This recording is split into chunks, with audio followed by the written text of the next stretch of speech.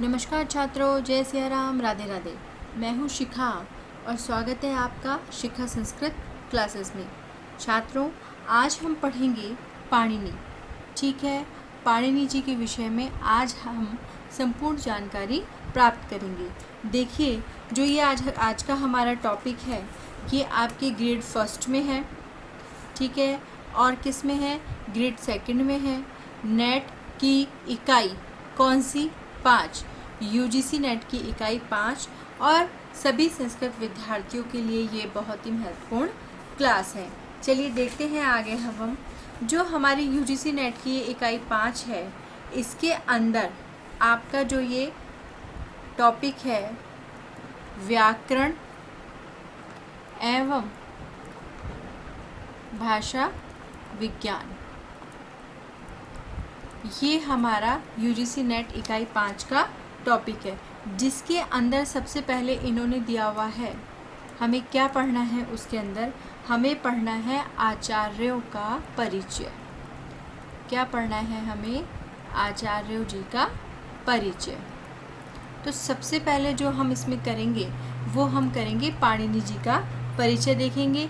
उसके बाद हम करेंगे इसमें कात्यायन।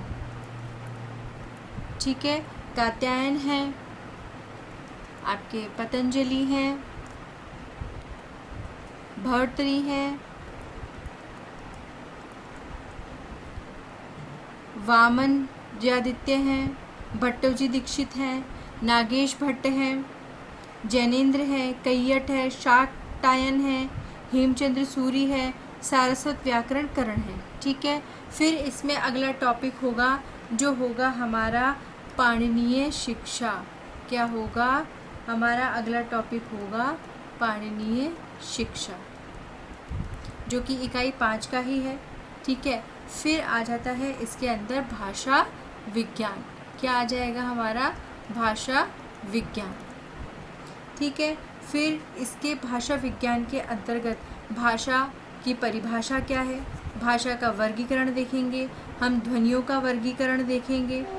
ठीक है, ध्वनि परिवर्तन के कारण देखेंगे, ध्वनि नियम देखेंगे, अर्थ परिवर्तन की दिशाएं और कारण देखेंगे, वाक्य का लक्षण और भेद। बहुत सारे टॉपिक जो हैं इस यूनिट के अंदर दिए हुए हैं, जिनको हम एक एक क्लास के अंदर ढंग से कवर करते हुए चलेंगे। तो चलिए आज हम शुरुआत करते हैं पाणिनि से, जो है इकाई 5 में और ग्रेड फर्स्ट और सेकंड में भी है, और ये सभी संस्कृत विद्यार्थियों के लिए महत्वपूर्ण है। चलिए आगे देखिए। इसमें पाणिनि संस्कृत भाषा के सबसे बड़े व्याकरण हुए हैं। ठीक है, इनका जन्म तत्कालीन उत्तर पश्चिम भारत के गांधार में हुआ था। पाणिनि के गुरु का नाम उपवर्ष और पिता का नाम पणिन, माता का नाम दाक्षी था। चलिए देखिए एक बार दोबारा, इन्होंने क्या कहा? माता का नाम दाक्षी था। देखिए, संस्कृत भाषा को जो अद्भुत व्याकरण है का उपहार देने वाले, जो संस्कृत भाषा है इसको जो व्याकरण देने वाले थे वो कौन थे? पाणिनि थे, जिनका जन्म कहाँ हुआ? इनका हुआ था शालातुर में। कहाँ हुआ था? शालातुर।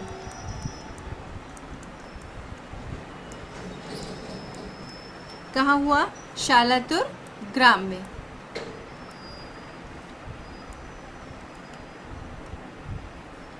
जो कहाँ पे है? वर्तमान लाहौर पाकिस्तान में अटक के समीप है।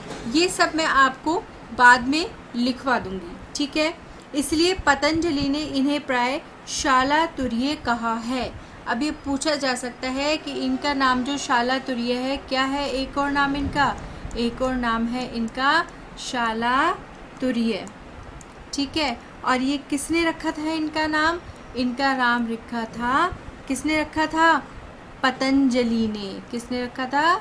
पतंजलि जी ने इनका नाम ये रखा था। क्या रखा था? शालातुर्य। और क्यों रखा था इनका शालातुर्य नाम? क्योंकि ये शालातुर ग्राम जो कि वर्तमान में कहाँ है? लाहौर पाकिस्तान में अटक के समीप है, इसलिए इनका नाम पड़ा था शालातुर्य। इनकी माता का नाम बताया गया है दाक्षी था, अतः ये क्या कहलाए? दाक्षी पुत्र कहलाए। एक इनका नाम ये भी था, क्या था? इनका नाम था दाक्षी पुत्र। क्यों? क्योंकि ये दाक्षी जी के, इनकी माता का नाम दाक्षी था और दाक्षी पुत्र थे ये।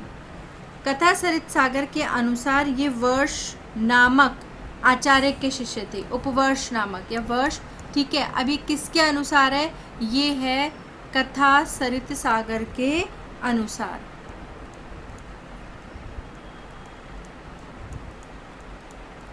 कथा सरित सागर के अनुसार इनके गुरु का नाम क्या था? उपवर्ष, ठीक है। और पिता का नाम क्या था? पणिन। क्या था? पणिन। आगे देखिए, इनके व्याकरण का नाम, ठीक है, क्या था? अष्टाध्यायी है, जिसमें 8 अध्याय, कितने अध्याय बताए गए हैं अष्टाध्यायी में? नाम से ही पता चल रहा है, अष्टा मतलब 8, अध्यायी मतलब अध्याय। और लगभग 4 सहस्त्र यानी 4000, कितने? 4000 सूत्र हैं। संस्कृत भाषा को व्याकरण समस्त रूप देने में पाणिनि का योगदान अतुल्य माना जाता है, ठीक है। आगे देखिए, पाणिनि का जो काल है, पाणिनि जी का जो काल है वो 500 ईसा पूर्व में बहुत सारे विद्वान मानते हैं। क्या मानते हैं? कि इनका जो काल है किसका, वो है 500 ईसा पूर्व मानते हैं। चलिए आगे देखते हैं। और अब हम, अष्टाध्यायी मात्र व्याकरण ग्रंथ नहीं है, इसमें प्रकारांतर से तत्कालीन भारतीय समाज का पूरा चित्र मिलता है, ठीक है। उस समय में भूगोल, सामाजिक, आर्थिक, शिक्षा और राजनीतिक जीवन, दार्शनिक चिंतन, खान पान, रहन सहन आदि के प्रसंग स्थान स्थान पर अंकित हैं। ये ध्यान रखिएगा आप इन सब चीज़ों के बारे में। चलिए आगे देखते हैं। जीवन एवं कार्य देखेंगे अब हम पाणिनि जी का। पाणिनि जी का जन्म शालातुर नामक ग्राम में हुआ। ये मैंने अभी आपको बताया, जहाँ काबुल नदी सिंधु में मिली है। उस संगम में कुछ मील दूर यह गांव था, उसे अब लाहौर कहते हैं। मैंने अभी आपको इससे पहले बताया कि कहाँ पे? लाहौर में, ठीक है, पाकिस्तान में। अपने जन्म स्थान के अनुसार, जो उनका जन्म स्थान था उसी के अनुसार इनका जो नाम पड़ा था वो था शाला तुर्य भी ये कहे गए हैं। और अष्टाध्यायी में स्वयं इन्होंने क्या किया है? इस नाम का उल्लेख भी किया है। पाणिनि ने निरुक्त और व्याकरण की जो सामग्री पहले से थी उसका इन्होंने संग्रह और सूक्ष्म अध्ययन किया। इसका प्रमाण भी अष्टाध्यायी में है, ठीक है। क्या है कि पाणिनि ने जो निरुक्त और व्याकरण की जो सामग्री पहले से थी उसका उन्होंने क्या किया? संग्रह किया, उसका अध्ययन किया। ये हमें प्रमाण भी अष्टाध्यायी में है। अब आगे देखिए, इसमें क्या है कि जैसा शाक्टायन, शाकल्य, भारद्वाज, गार्ग्य, शौनक, आपिशली, गालब और स्फोटायन आदि आचार्यों के मतों के उल्लेख से ज्ञात होता है, ठीक है। इसका प्रमाण भी अष्टाध्यायी में है। जैसे शाक्टायन निश्चित रूप से पाणिनि से पूर्व के व्याकरण थे। कौन थे? पाणिनि से पूर्व के व्याकरण थे। जैसा निरुक्तकार यास्क ने लिखा है, शाक्टायन का मत था कि सब संज्ञा शब्द धातुओं से बनते हैं। सब संज्ञा शब्द जो हैं वो किससे बनते हैं? धातुओं से बनते हैं। पाणिनि की शिक्षा तक्षशिला विश्वविद्यालय में हुई थी। कहा जाता है कि जब वे अपनी सामग्री का संग्रह कर चुके तो उन्होंने कुछ समय तक एकांतवास किया और अष्टाध्यायी की रचना की। पहले उन्होंने क्या किया? पहले उन्होंने अपनी सामग्री का संग्रह किया। और कहाँ से हुई थी उनकी शिक्षा? उनकी शिक्षा हुई थी तक्षशिला विश्वविद्यालय से उनकी शिक्षा हुई थी। समयकाल देखिए, इनका समयकाल अनिश्चित और विवादित है। इतना तय है कि 6ठी सदी ईसा पूर्व के बाद और 4थी सदी ईसा पूर्व से पहले की अवधि में इनका अस्तित्व रहा होगा। ऐसा माना जाता है कि इनका जन्म पंजाब पाकिस्तान के शालातुर में हुआ था। ये हम पहले अभी डिस्कस कर चुके हैं, जो आधुनिक पेशावर पाकिस्तान के करीब है। इनका जीवन काल 520 से 660 ईसा पूर्व माना जाता है। ये भी मैं आपको पहले बता चुकी हूँ। कि 500 ईसा पूर्व अधिकतर विद्वान जो है इनका जन्म काल मानते हैं। चलिए अब आगे देखते हैं। इसमें अब हम आचार्य पाणिनि की रचनाएं देखिए कि आचार्य पाणिनि ने संस्कृत के संरक्षण के लिए व्याकरण के 5 ग्रंथों की रचना की थी। किसके संरक्षण के लिए? अब ये ध्यान रखिए, संस्कृत के संरक्षण के लिए व्याकरण के जो 5 ग्रंथ थे उनकी रचना की थी और एक काव्य भी लिखा था। तो पहली देखिए, पहला है सूत्र पाठ। पहला कौन सा है हमारा? पहला है हमारा सूत्र पाठ, जिसके अंदर क्या आ जाता है? अष्टाध्यायी।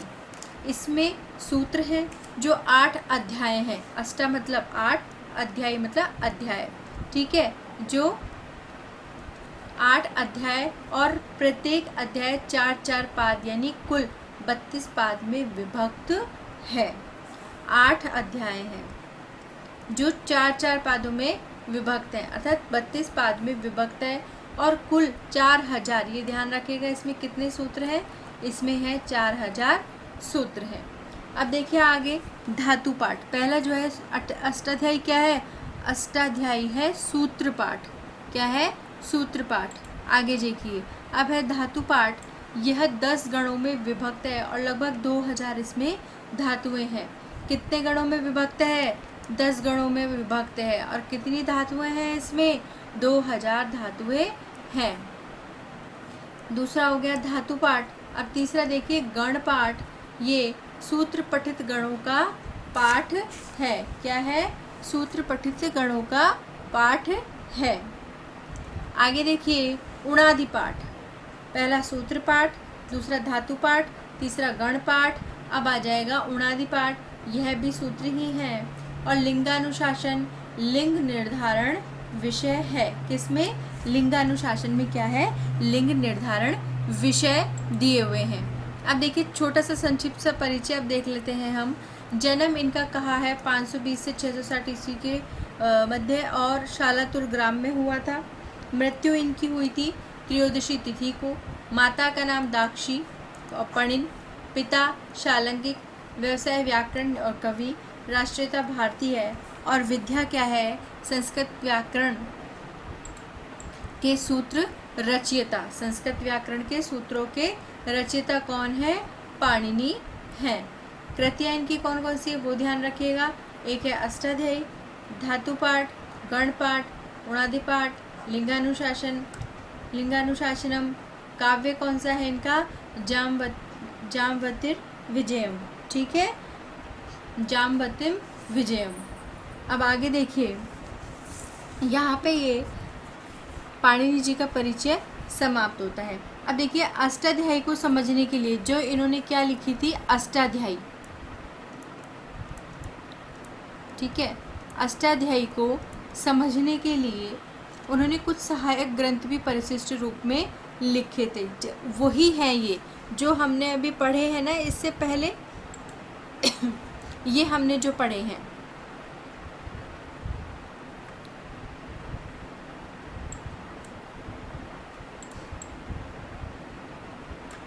अष्टाध्यायी को समझ लेंगे। कौन कौन से बताए थे? गण पाठ बताया था, धातु पाठ, लिंगानुशासनम, उणादि सूत्र और गण पाठ। सूत्र पाठ, धातु पाठ, गण पाठ, उणादि सूत्र, लिंगानुशासनम।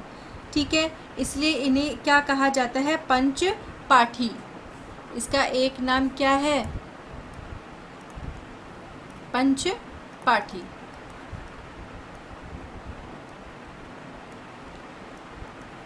चलिए, इस प्रकार पाणिनि ने अपने व्याकरण प्रस्थान का प्रवर्तन इसे सर्वांगपूर्ण बनाने के महान उद्देश्य से किया था। आगे देखिए, माहेश्वर सूत्र या प्रत्याहार सूत्र अष्टाध्यायी के आधार हैं।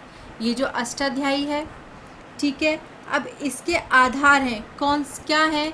माहेश्वर सूत्र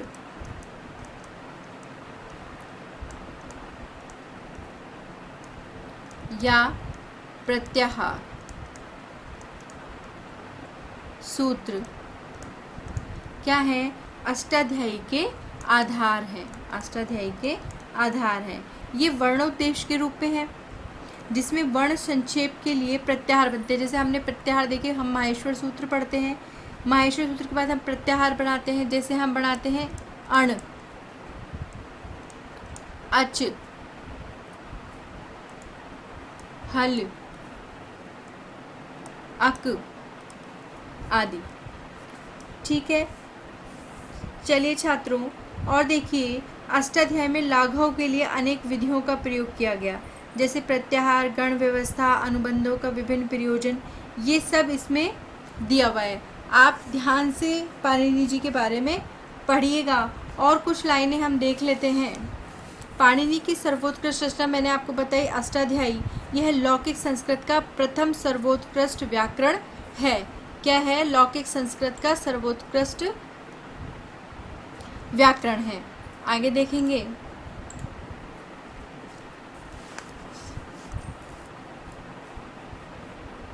देखिए, पाणिनि की सर्वोत्कृष्ट रचना क्या है? अष्टाध्यायी।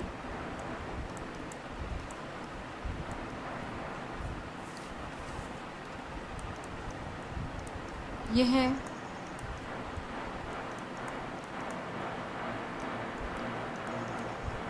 लौकिक संस्कृत का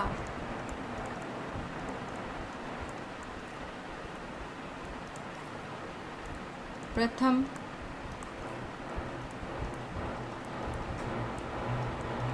सर्वोत्कृष्ट व्याकरण है। इसमें वैदिक व्याकरण भी दिया गया है। यह सूत्र पद्धति से लिखा गया है। ये भी लिख लीजिए आप इसमें। यह सूत्र पद्धति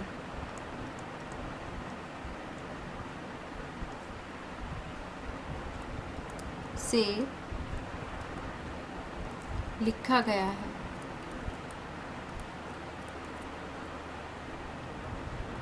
पाणिनि को सूत्रकार भी कहा जाता है। अतः यह किससे लिखा गया है? सूत्र पद्धति से। अतः पाणिनि जी को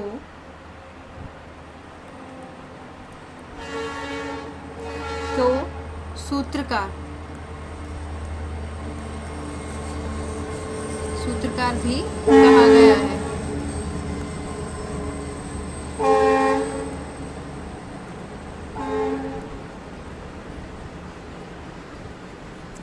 यह जो सूत्र है ना, वो इतने ज़्यादा सुसंगठित हैं कि इनमें एक वर्ण या मात्रा का भी परिवर्तन नहीं किया जा सकता। ठीक है, जो ये लिखे गए हैं, जो पाणिनि जी ने जो सूत्र पद्धति बनाई है, उस सूत्र पद्धति के एक एक ठीक है सूत्र को इतना ज़्यादा उन्होंने सुसंगठित किया कि इसमें हम एक वर्ण को या मात्रा का भी हम उसमें परिवर्तन नहीं कर सकते। अब इसमें मैंने आपको क्या बताया?